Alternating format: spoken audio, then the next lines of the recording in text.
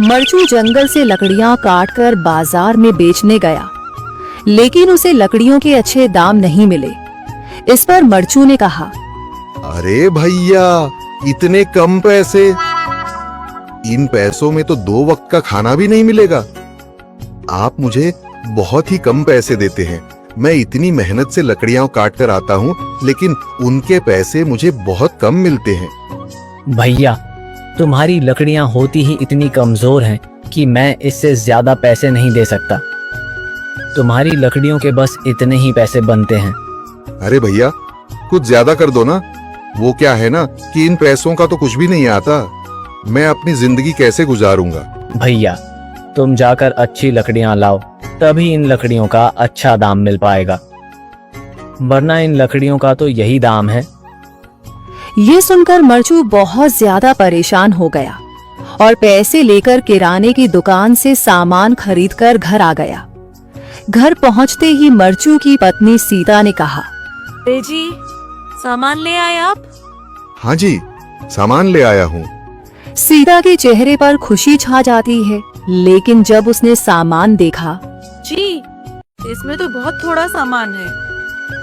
हाँ सीता, मुझे पता है कि यह सामान बहुत थोड़ा है, लेकिन मैं क्या करूं? मेरे पास जितने पैसे थे, मैं उतने का ही सामान लेकर आ गया हूँ। इस तरह हमारा गुजारा कैसे हो पाएगा जी? आपको तो पता ही है कि हम कितनी मुश्किलों से गुजारा करते हैं। हाँ, मुझे पता है, लेकिन मैं कर भी क्या सकता हूँ? मेरे पास इतने पैसे ही नहीं कि हम एक अच्छी जिंदगी गुजार सकें। इतनी मेहनत कर रहा हूँ, लेकिन फिर भी मेहनत का फल नहीं मिल रहा। इतनी मेहनत से अच्छी लकड़ी काट कर आता हूँ, लेकिन मुनासिब दाम नहीं मिलता। मैं तो बहुत परेशान हूँ। क्या करूँ? कहाँ जाऊँ? अरे जी, आप परेशान न हो, आप कोई और काम देख लें। मैंने कई बार काम तलाशने की कोशिश की, पर किसी ने भी मुझे काम नहीं दिया। ये सुनकर सीता भी काफी ज्यादा परेशान हो गई। मरचू से सीता की परेशानी नहीं देखी गई। उसने अपनी पत्नी सीता से कहा, मैं फिर से जंगल की ओर जा रहा हूँ। अरे जी, अभी मत जाइए ना, वैसे भी शाम हो रही है।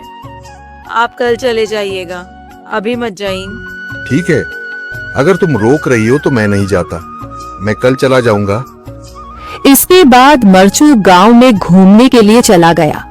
तभी उसे एक आदमी मिला और उसने कहा, कहाँ जा रहे हो भैया? और सुनाओ, क्या हाल चाल है? जिंदगी कैसे गुजर रही है?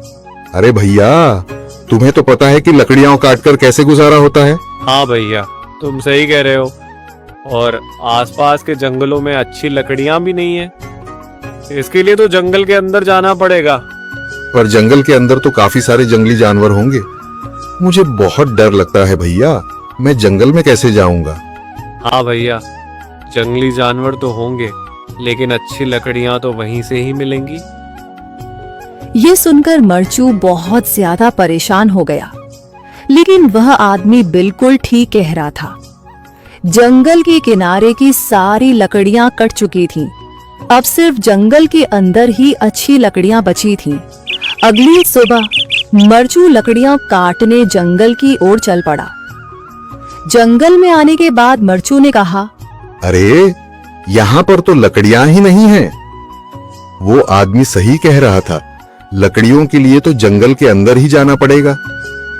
और जंगल के अंदर जाना क्या सही रहेगा? मुझे तो बहुत डर लग रहा है, क्योंकि वहां पर तो काफी सारे जंगली जानवर होंगे जो खतरनाक होंगे।